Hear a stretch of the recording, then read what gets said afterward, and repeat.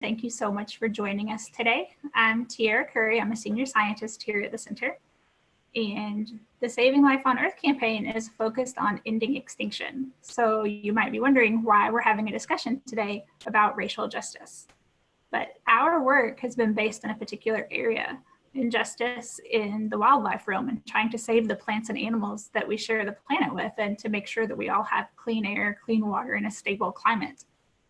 So we're not trying to take up space today that should be filled with other voices, but we do want to use our voice to amplify those voices and use the space that we have to support them. Earth is one big house, and we can't all go to our rooms and work on separate issues when the entire house is on fire. So we want to talk today about racial justice and solidarity, and to explore how we, the Center for Biological Diversity, and our members can step up in this moment, in this fight that has to be fought. This moment is urgent on all fronts. May was the hottest May in recorded history, and there's now more carbon dioxide in the atmosphere than there has been in 3 million years. The communities that are most vulnerable to climate change are the same communities that are most vulnerable to pollution and to police brutality. We have to address the underlying systems and conditions of our society, and we have to fix the systems that perpetuate poverty, pollution, and injustice, violence towards Black people, Indigenous people, and all oppressed populations. And we believe that helping empower those voices in these communities will strengthen the fight to save life on Earth. Part of today's discussion might be uncomfortable, and that's okay. These are really tough conversations. We recognize that we need to do more. And at the end of the day, our work is about fighting back. And the fight for a livable planet is intertwined with the fight for justice. A few technical notes: we've disabled chat because it can be very distracting. We're gonna have questions and answers at the end. We ask that you be thoughtful and respectful with your questions. We will be on Slack tomorrow from noon to 1 Pacific if you want to keep talking about these issues. You'll get an email right after this webinar that'll have a link to the video. The video won't be live until tomorrow though, and it will also have a link to a page of resources on how you can get involved, including how to participate in a National Day of Action on June 19th to defend Black lives. So our panelists today are Executive Director Kieran Suckling, North Carolina State Campaigner Jovita Lee, and Energy Justice Director Jean Sue. Kieran, let's start with you. Tell us more about how the center is showing up for this moment. All right, well, I will talk about, things the center is supposed to be doing, but I want to step back a little bit and just talk about why we're doing anything here at all, and what the links are between environmental issues, I'll say environmental justice and racial justice and other kinds. Because I think that's a critical thing to understand here.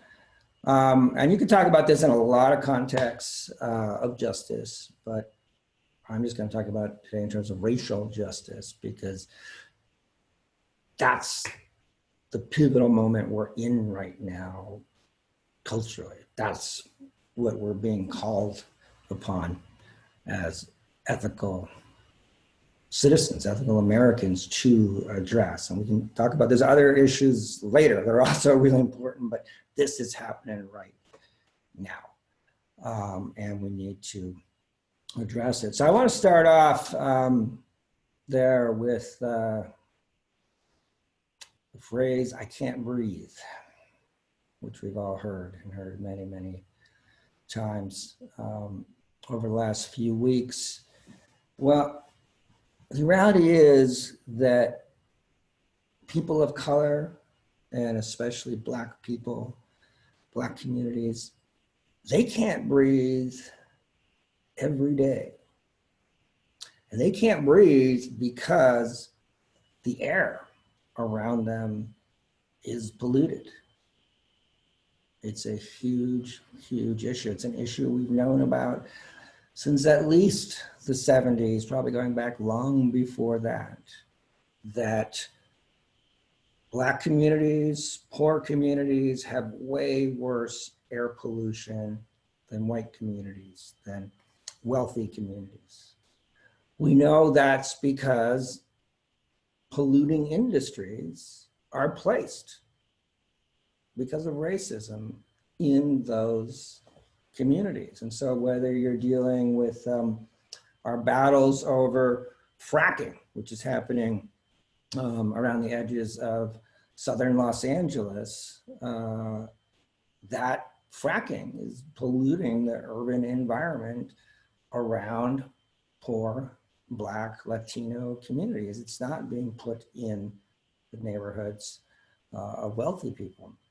If you look at the placement of these massive, massive feedlots, which make life unlivable because of the air pollution in Kern County, California, or in North Carolina, all over the country, you find the same thing again.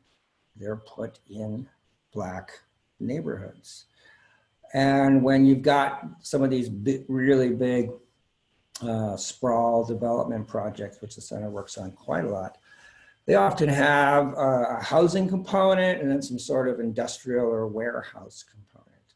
And what you find is they push the houses in one direction. These are usually big fancy houses because that's where you make your money.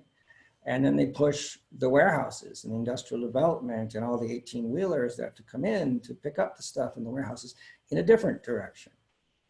And that direction places that pollution where Black people live. And so when we hear that phrase, I can't breathe, you know, we should think about it in that broad sense. That's what it is environmentally to be Black in America today, is to have difficulty breathing.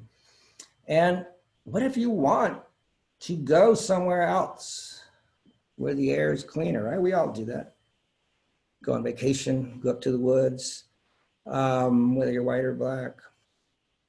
Well, there's an issue there, right? Because our urban and suburban parks are placed close to wealthier, whiter neighborhoods. There's fewer of them, and they're less taken care of in poorer neighborhoods. The access to get to, say, the national forests, which are maybe 20 miles away, 30 miles away, is more difficult if you're Black. Center worked closely with a group in LA called the City Project, run by Robert Garcia, a civil rights attorney. And this was the main focus of his life, to show how access to parks was radically different depending upon whether you were Black and white, and the huge implications of that, including health implications. And I could go into that in detail, but I'll mention just one aspect of that. We know now very clearly that if you have COVID, your likelihood of dying from COVID is much higher if you live in an area with strong air pollution. There's a very close tie between recovering or dying from COVID and the amount of air pollution in your neighborhood. We also know proportionally, vastly more Black people are dying from COVID than white people. And these are connected. There's other issues, there's access to healthcare and so forth, but one of these issues is this inability to breathe. It's a major racial issue. And if you're Black, it's harder to drink in America too. I mean, we all know about Flint and the disaster there, but you know, that's the case all over the country. We're working on a big billion-dollar government project now, multi-billion-dollar project to restore the Los Angeles River, right through LA. And when that's done, the water is going to be a lot cleaner. And there's going to be parks, and there's going to be amenities, and it's going to be made into really a, hopefully, that's what they promise, you know, a beautiful public space.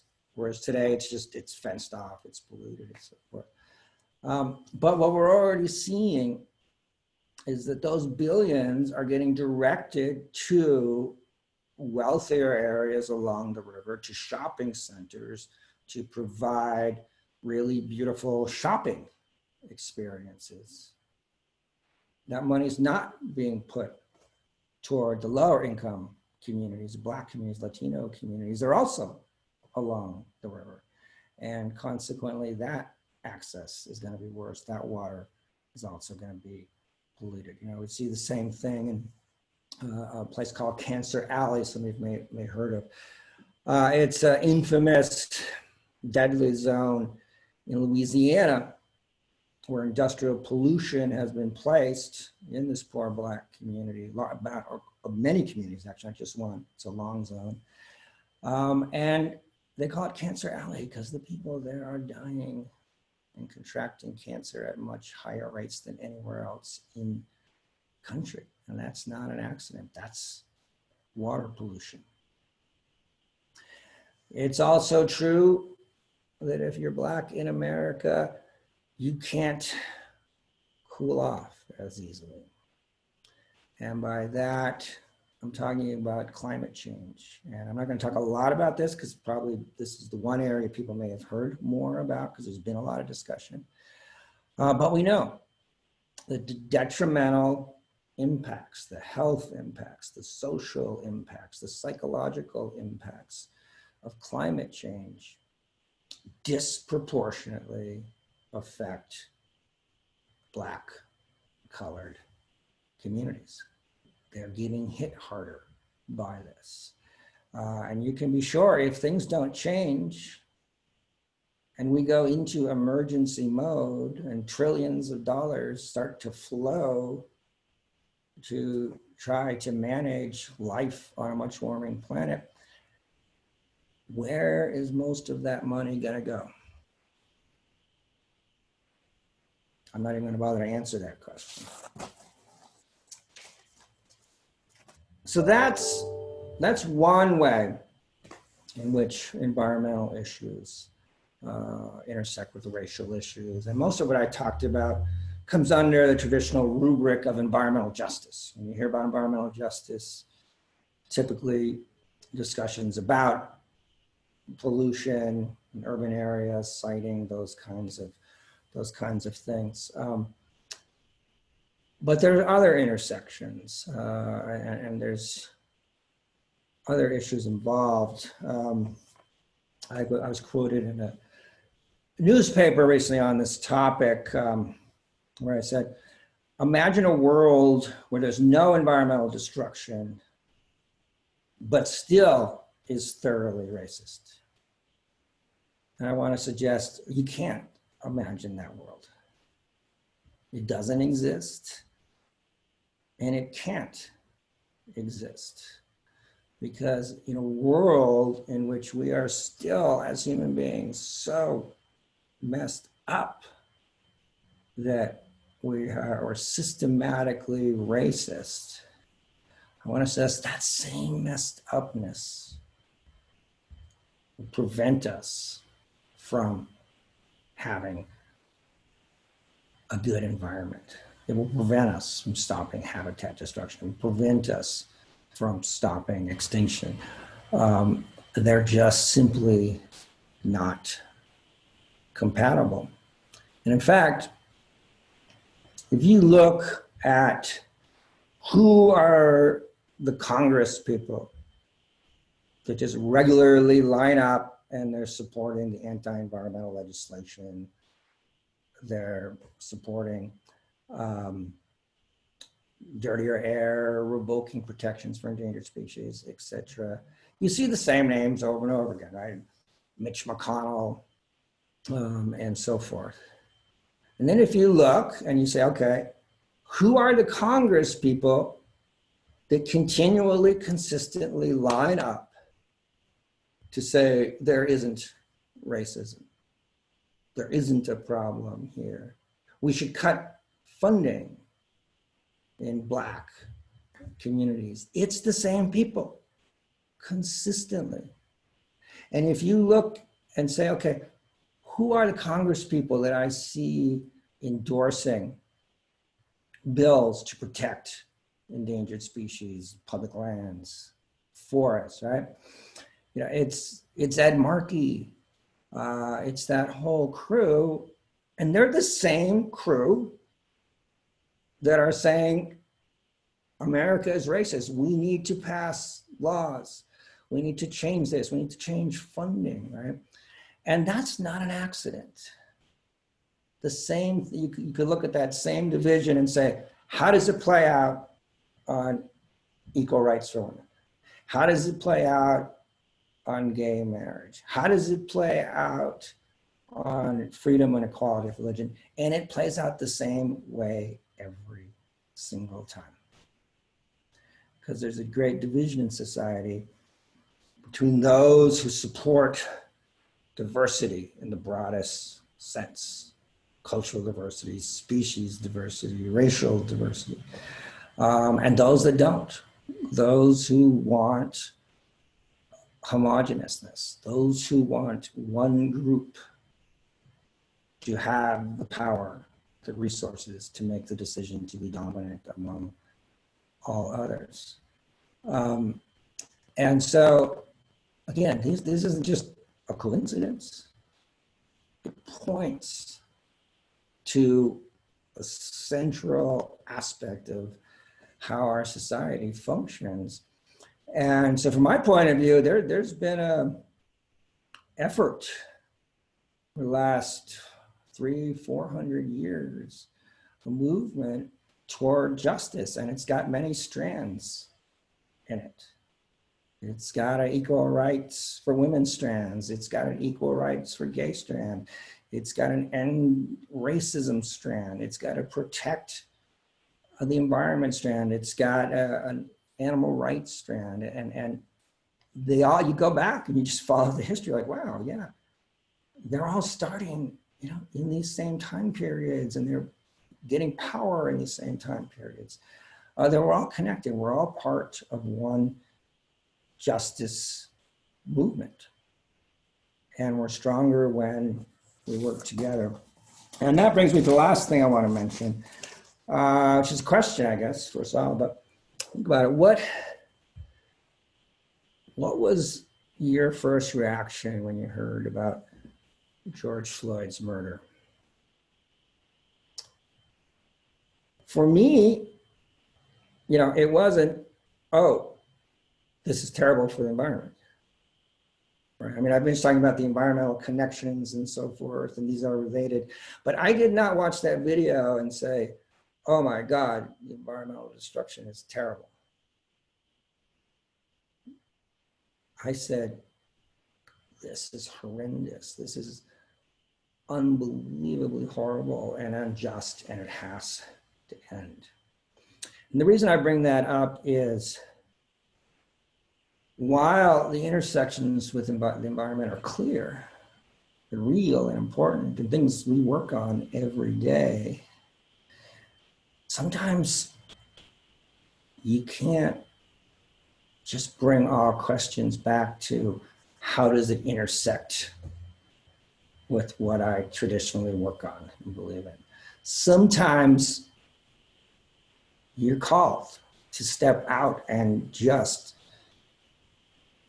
do something because it's right, because it's necessary.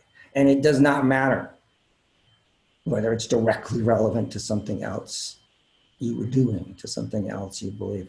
And we're at that moment right now with police killing of Blacks in America, with racism against Blacks in America. And again, talk another time about Latinos and all that other stuff, that's all very, very real. But right now, the nation's calling us to look at just one of these issues. Just focus on this one for a minute, America. And it's the police killing of Blacks and racism against Blacks. And so I feel that the Center is an organization that has a following, that has financial resources, that has connections with reporters.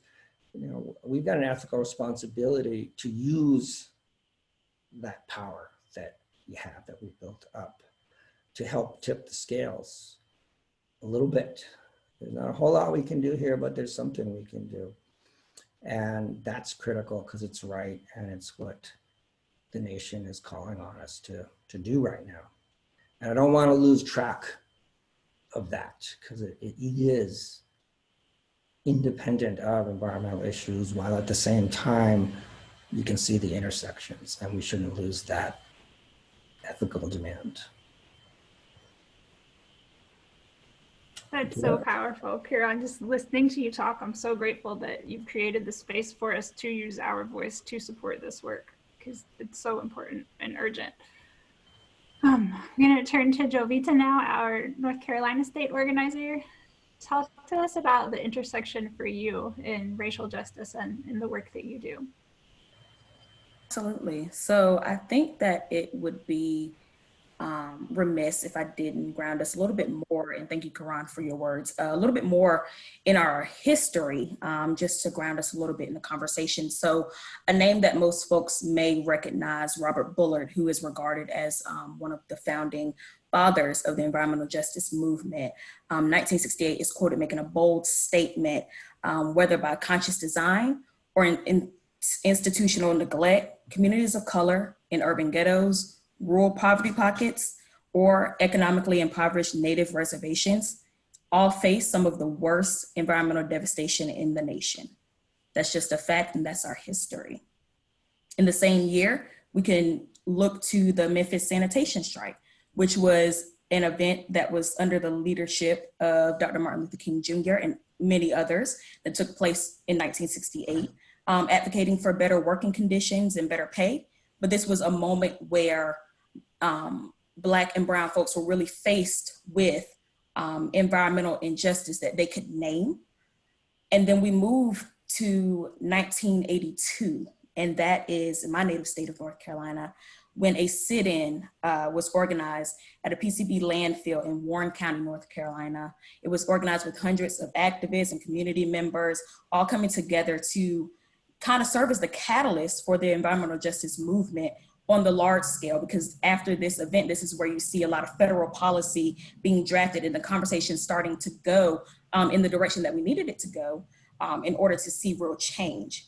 And so, of course, that's the policy side of things, but then also just culturally, I mean, if we're going to be honest folks tonight, you know, we are sitting and we are living on indigenous land. So this is centuries upon centuries of, you know, before the movements, before the sit-ins and all super important demonstrations that we've lived through in our history, we do need to just come back to the fact that, you know, before all of this, our indigenous Black and brown folks, they were tending to our land, they were tending to our resources, and they were nurturing the land that we sit on today.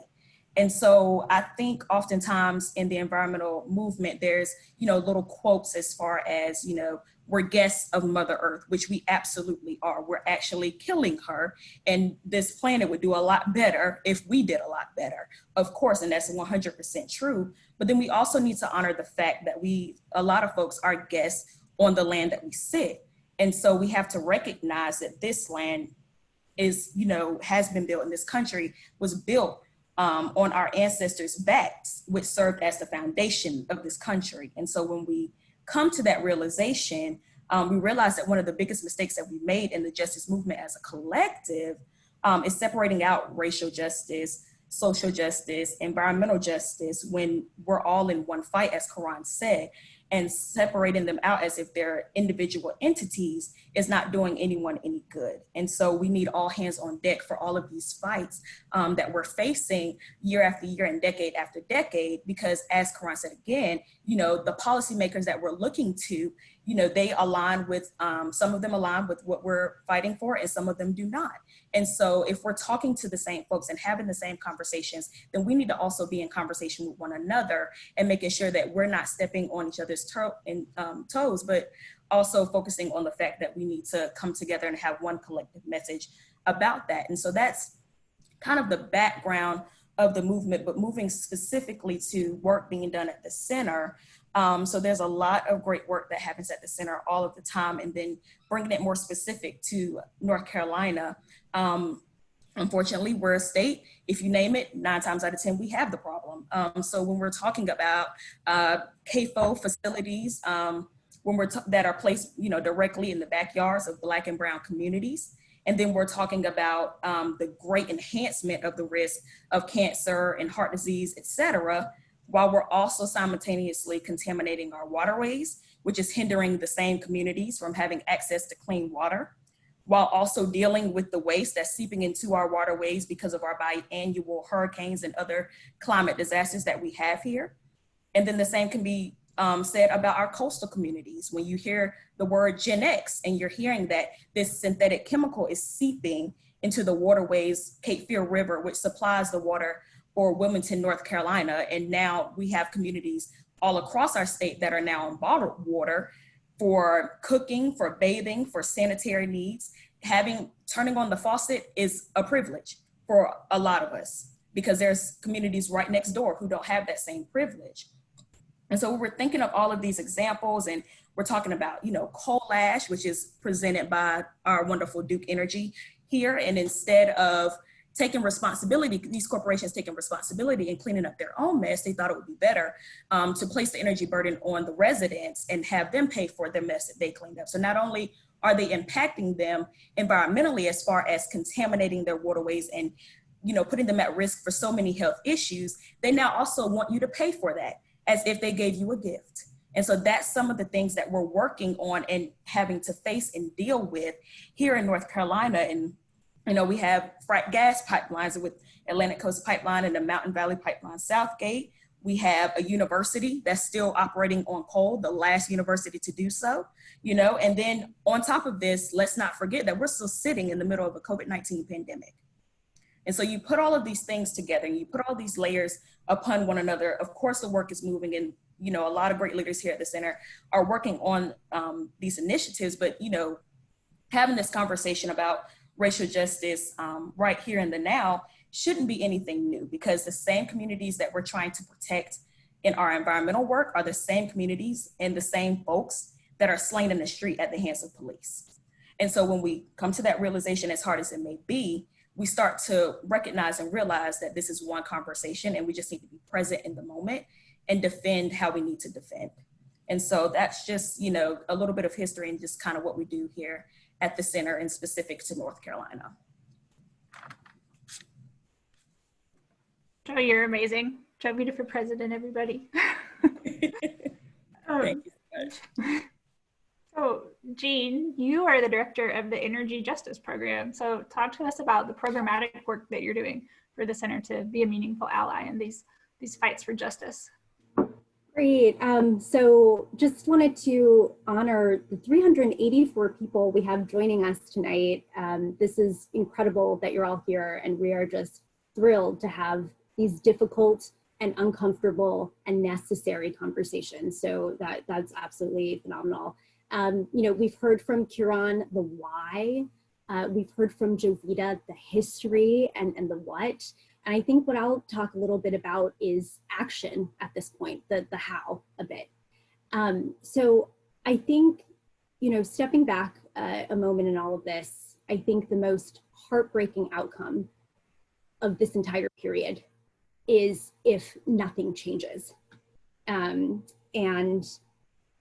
think given the history of this country and the consistent carnage that we have seen over and over again, history would suggest that nothing will change. And that is the predictable outcome of the systemic racism so deeply embedded in this country. But one of the things that I think we are all looking for in this fray right now are signals of miracles of change, of the fact that you can change 200 years of history and something so deeply insidious in our education system and everything that surrounds us. And I think over the past 10, 11 days, we have seen signals of those miracles. I don't know how you guys are, how everyone around this country is functioning right now, but I live in Washington, D.C.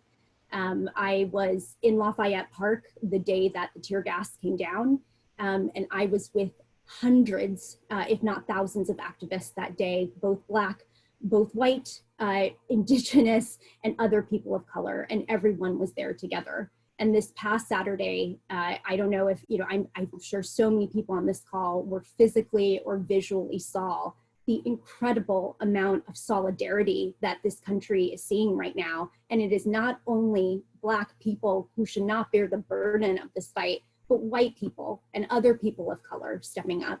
And the brilliant thing about the DC protests, at the very least, is that it was young people stepping up. So there is, a generation above us, and there is a new generation of folks who are still not jaded, who believe that things can change, and they are out there and we are together. And I think that those are the signals of something critically magical in this moment right now, despite how heartbreaking it is. And I think one of the things that we can do is think about, my gosh, all of this is happening. We may be participating in these protests, but actually to ensure that this change actually happens, I know that I need to do everything in my capacity to make this happen. And I think everybody should be doing this at this time if we are actually going to challenge the status quo that we have all been birthed into. So on that front, about kind of giving everything you have, I think, I want to just highlight two separate things personally that I'm thinking about. One is professional and one is personal. On the professional front, I have the incredible privilege to work with Huron and Jovita at the Center on energy justice issues. And it magically is a place of alignment where we are fighting for the planet and for people, and actually a ton for people of color who are disproportionately impacted. And what we do is that we fight for a new type of energy future. And what that looks like, it's not a dirty energy future. It's not a fossil fueled energy future. It's not a centralized governance system of energy future. It's actually distributed. It is democratic. It is about rooftop solar and community solar, and especially for communities of color. It is about having the right to say, I refuse to have that fucking fracked gas plant in my backyard. I have the power to say that I want clean energy in my community and on my roof to bring jobs back into this community. And for the environment, for those of us who are ensconced in climate and clean air, this is the opportunity to change an entire system where we are kicking out fossil fuels and putting in clean energy, and also clean energy that is distributed so that it doesn't endanger the species that are on our precious public lands across this country. So we are really, really lucky to be in this space of alignment. And in a way, it's not even alignment. It is such an ethos of injustice that we are all working from in the same way. And I just want to raise up what Jovita was saying, and Kiran as well, that we tend to divide and not, want to go into other people's lanes. And in fact, all of these are kind of subspecies of the greater species of injustice that we are all fighting against. And I think that is the tie that is actually unbreakable among us. So that is just a little bit about the professional privilege that I have to work with these three incredible individuals and everybody else at the center on. Just taking another pause back though, there is something it is so deeply personal in terms of the action that we need to make. I think a lot of times when we talk about climate and the environment, we talk about how personal choices don't really matter, because at the end of the day, it is policy and it is those greater systemic issues that need to change and don't put the burden on us. For racism, entirely different thing. It is very personal. The systemic racism in this country is so deep set. It is a thing that all of us have grown up in. And for people who have benefited from this system, it is a part of your DNA. And that means to actually face police brutality against Blacks and to actually face white supremacy, we all have to do severe, severe personal change. And one of the quotes that I have on a little, little yellow guy right in front of me all the time is this, and from my, one of my Black heroes, Angela Davis. And she says this, she says, you have to act as if it were possible to radically transform the world, and you have to do it all the time. And I think that is actually the thing that we have to do to change right now.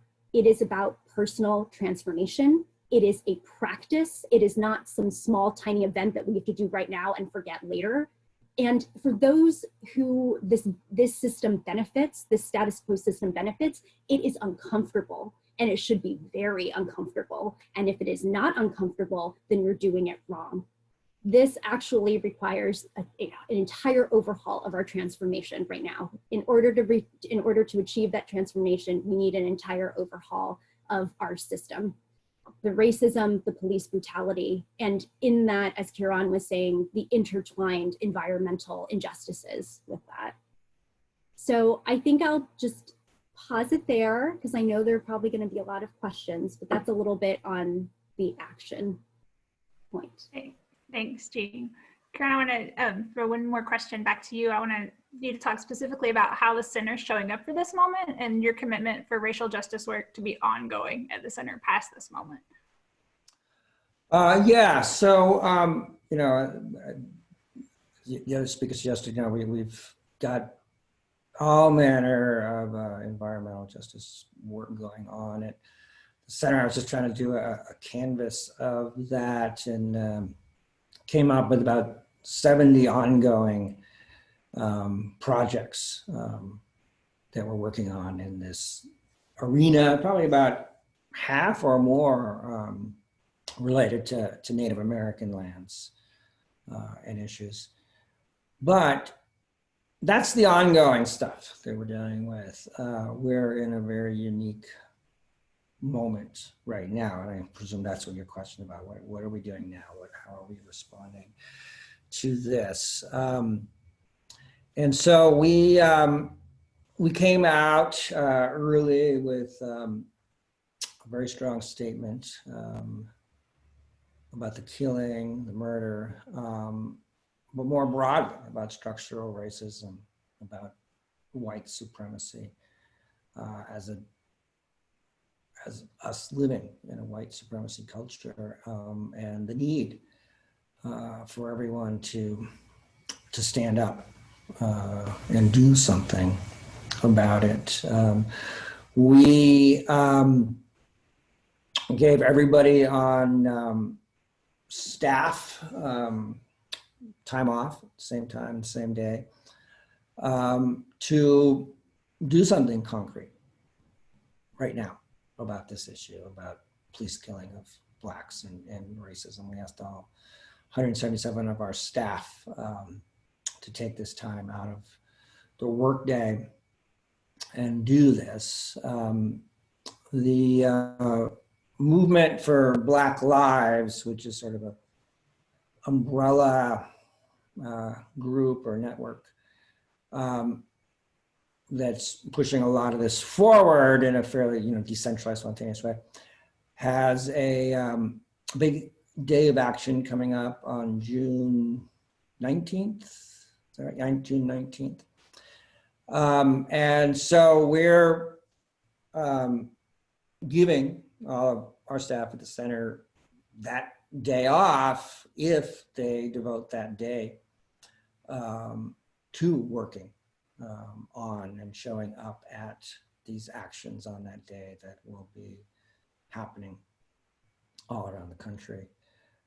We are donating $10,000 toward the cause to help pull that together. It's such a big effort, and we'll probably be providing some of our lawyers to help be legal observers and work on that arena. We've had internal discussions, webinars within the center to talk about racism broadly, talk about it within the environmental movement, and what we need to do to change it, to change ourselves and to change others. And again, because the center isn't a small environmental group anymore, because we've got resources, because we have influence on other environmentalists, because others look toward us as a leader, I feel a special responsibility to influence that community, to influence my peers in other groups. And so we're putting efforts into that to try to bring others along in this work as well.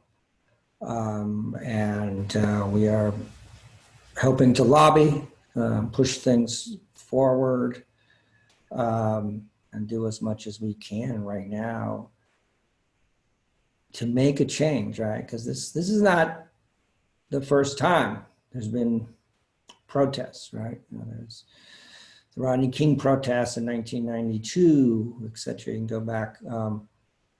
And for the most part, they did not result in deep fundamental, and I won't say for the most part, they did not result in deep fundamental change. This feels different.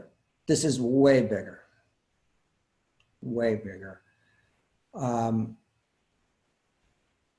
And it's got to bring about the change we need. I don't want to be looking back at this in 10 years in the next set of riots going, oh, and then there were those riots in 2020 that didn't change things. We can't let this moment pass. This has to be the time where there's deep change. And for that, I feel a deep responsibility to be part of that, to help that along in some way. So that's how we're been showing up so far, and we'll see how things develop over the next month or 2 months or 6 months or whatever it takes. We'll be engaging in these really specific issues to this specific crisis to help move it to a real lasting change. Thanks, Kieran. I want to move over to questions that people are typing into the chat box. I think the first one's more for Jean and Joe. People want to know how they can get involved and how they can help, especially in justice-related campaigns that the center's working on.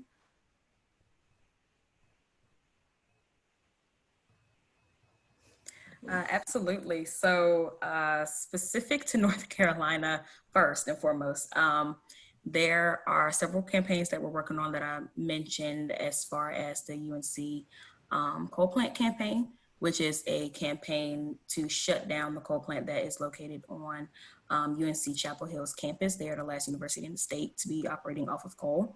And conveniently, the coal plant is right next door to a historically protected Black and Brown community in that same area. So that's one of our main campaigns, along with work that we do, Jean and I, with the Energy Justice North Carolina Coalition. It's a group of several different organizations that are leading a lot of the energy work in North Carolina, and it's all a collective effort to break up the Duke monopoly. Even if you don't live in North Carolina, we have pretty much an understanding of how much we hate Duke Energy. So there's definitely several ways to get involved with that campaign through petitions. And also we have a webinar next week, next Thursday, at 4:30 Eastern, where youth will be leading the conversation and talking about how the energy burden is affecting them and affecting their families. And so just following my work, reach out to me and I can get you plugged in into anything that I'm working on. And I'm sure Jean feels the same way. Karen, thank you, Joe. Jean, do you want to talk about people getting involved in your work, or? Sure, I guess I'll say, please go to our website.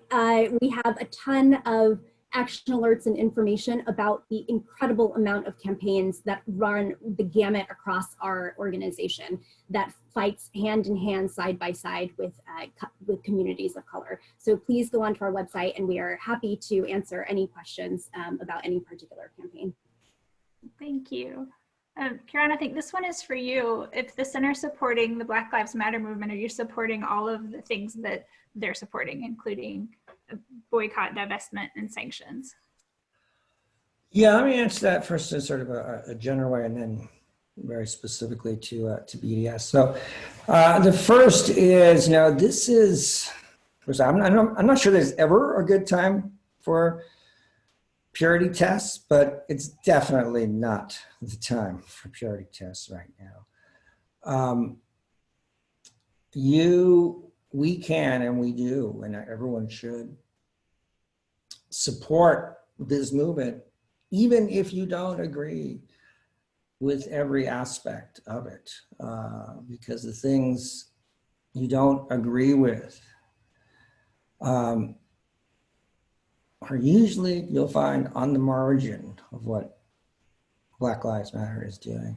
They're not at the core, and you gotta focus on the core right now. I have friends, have a coffee shop. Their windows got smashed during the protest and the relatively minor riots here in Tucson. And they're not happy that happened, but they came out and said, well, yeah, this is bad. We wish our windows didn't get smashed, but George Floyd was murdered.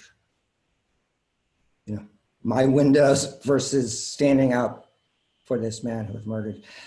They're not even in the same category.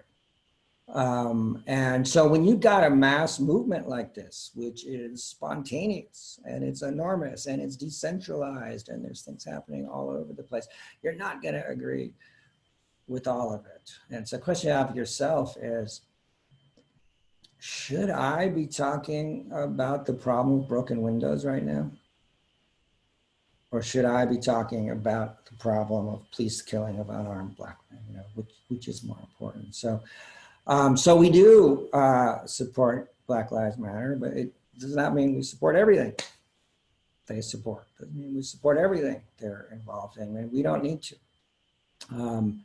If I was to apply that purity test off the board, I'd be in coalition with damn few people. I guess my life would be easier, but it just doesn't work for coalition building. And then now let me talk specifically about BDS, because this has come up various times in the center's history. So, our position on that, is really the same as Noam Chomsky's, which is that we're a fierce critic of the injustice that Israel has inflicted on the Palestinians, but we do not support BDS. We don't think that's, frankly, a just approach to this problem, nor is it consistent.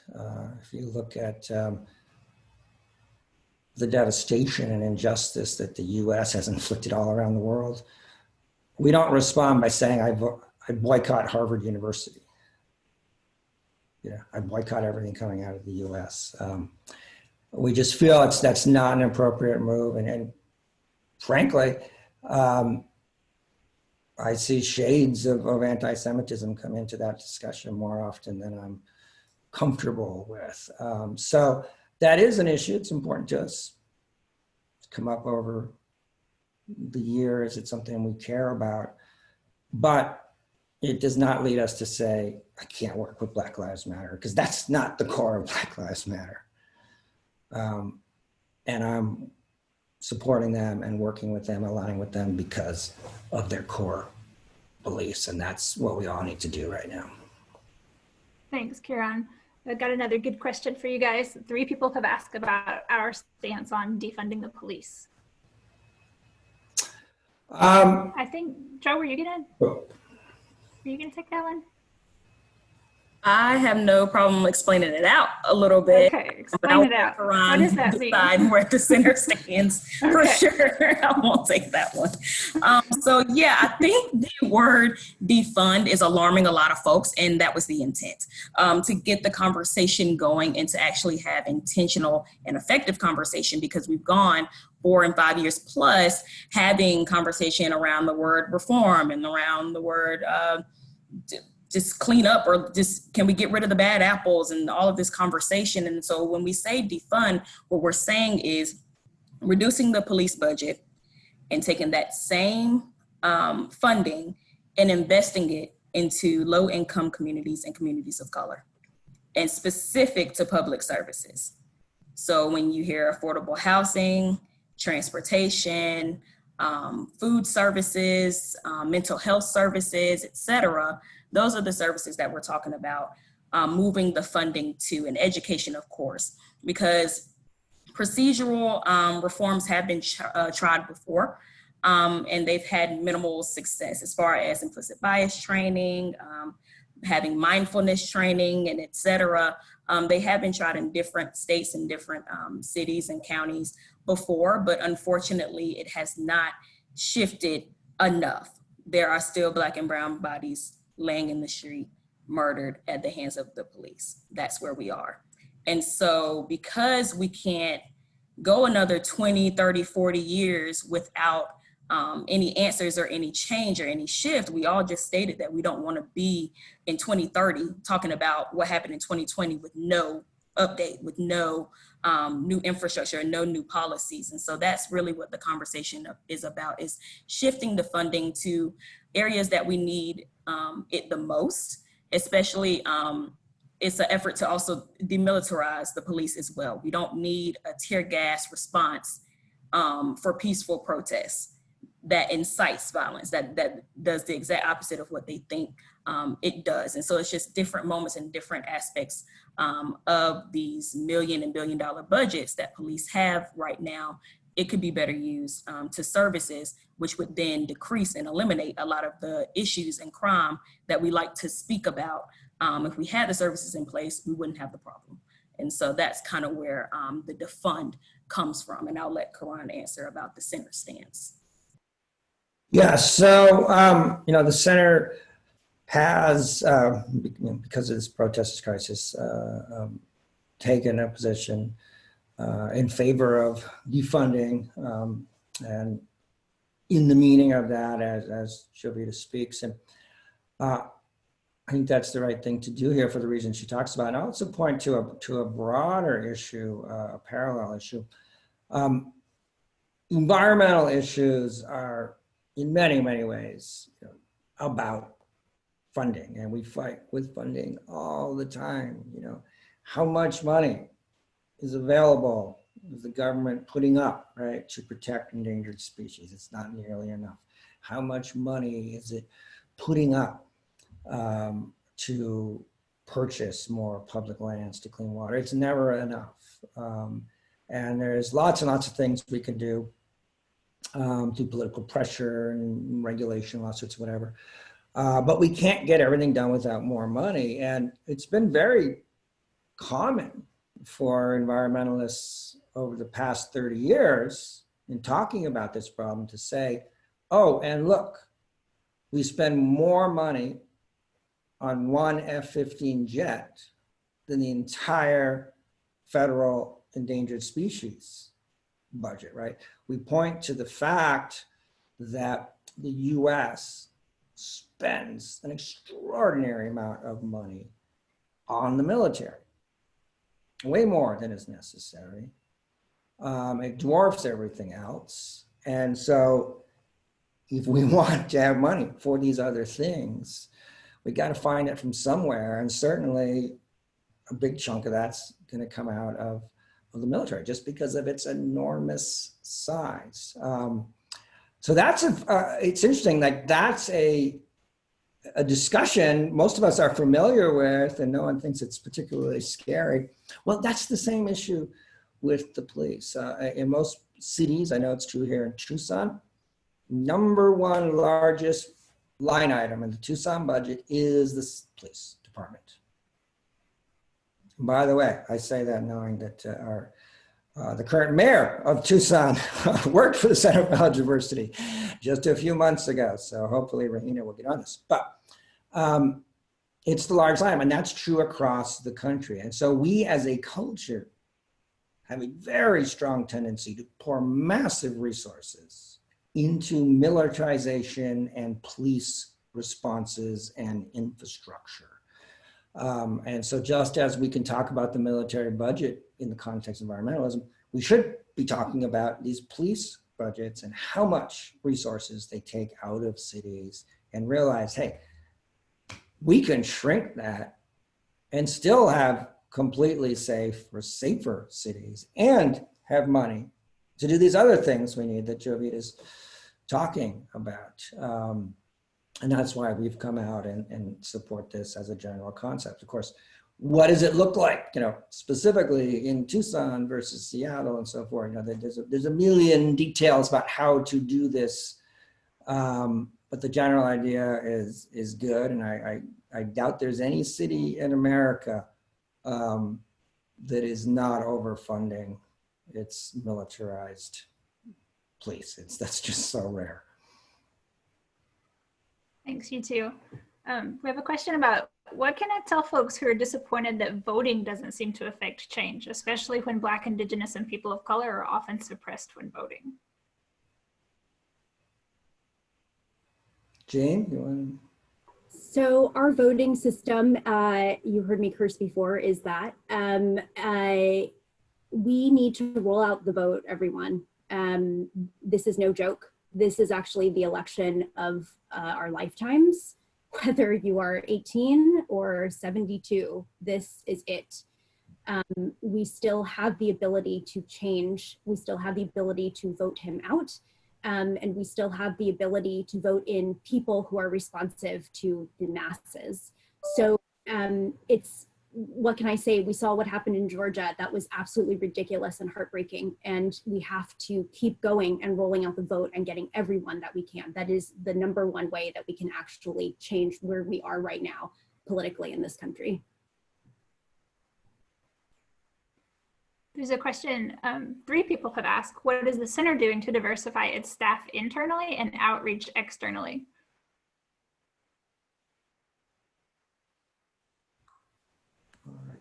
Yes, so the center started a internal diversity initiative 7 or 8 years ago, something like this, and set up a diversity committee with the goal of increasing diversity on staff, which has happened since then, increasing diversity in leadership, which has also increased, and on our board, but also working on our internal culture, how we interact with each other, so that people feel comfortable and supported, right? Because it's not just about getting people in the door, it's about providing a supportive environment.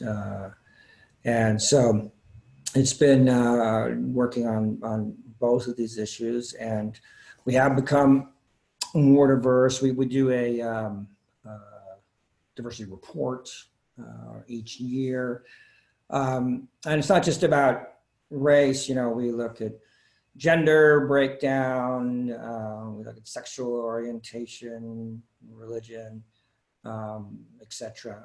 So it's sort of across the board. So it is an important issue for us. We're part of the initial launching group of a movement called Green 2.0, which is pushing to get the environmental movement overall to diversify, and particularly using a reporting tool, which is if you can get groups to report the status of their diversity each year, and you publish that, and you link that to important public sources like Charity Navigator, who's also involved in 2.0, you can make a big difference, because by simply making things visible, what is actually happening can be an important way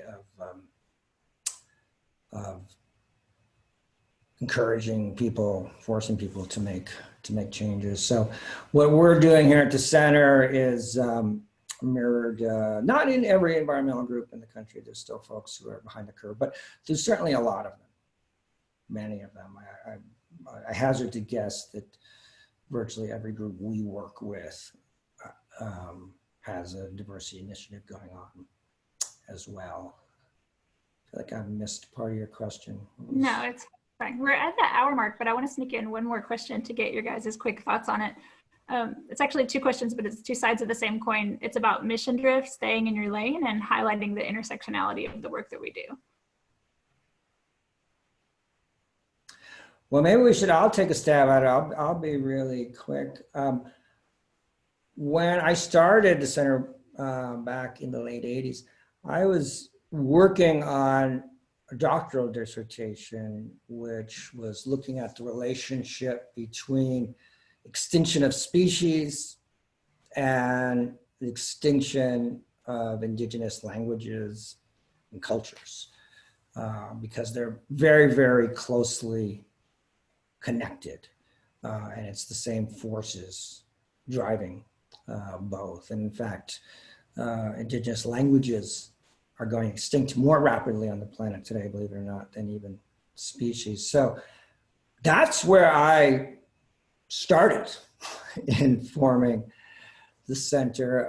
And so for me, that value, that importance of oppressed cultures, and particularly indigenous cultures, was as foundational and clearly related to my work in fighting extinction. Because I really do believe that if anthropologists look back at this period of time we're living in, what they're going to think when they look back here is not, oh, wow, the internet grew so fast. They're going to say, wow, the entire planet passed through an unbelievable phase of homogenization.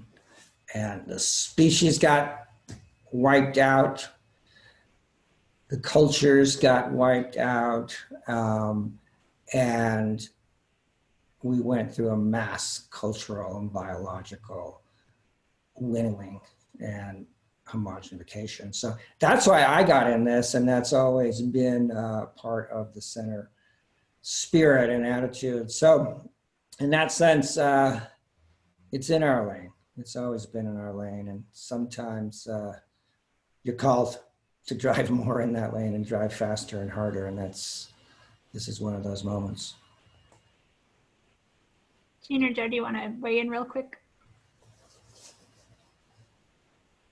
I mean, for me, I think I have a little bit of a different answer simply because, I mean, I'm a professional in this space, but I'm also a Black woman. So intersectionality isn't a term I need to use simply because this is just my everyday life. And so being in this work, operating in this work, and then living in this, that is the intersectional nature of what it is. It's just being, you know, grounded in the reality and being able to respond on all fronts. And so for me, you know, it's like I said before, it's nothing new under the sun. It's just the same beast taking on a different head.